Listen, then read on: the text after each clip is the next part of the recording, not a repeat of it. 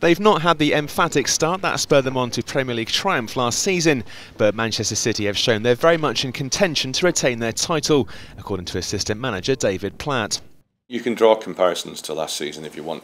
I don't know how many goals we have down from last season, something like 15, but we were setting records left, right and centre last season, so I think that was a false thing as well last season, how many goals we scored after 13 games.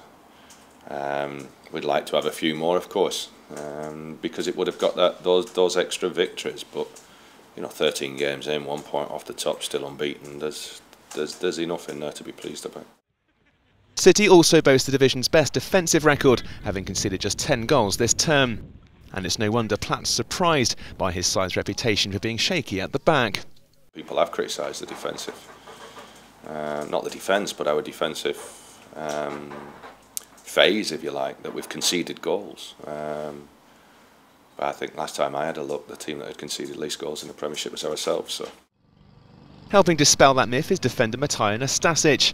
The centre-half has impressed after deputising for Jodin Lescott in October and has kept the England international out of the side ever since. Well, I think that's testament to him as well. I mean, he's stepped in. I think the first couple of games he had to get used to English football, but he's done that very quickly. I think the real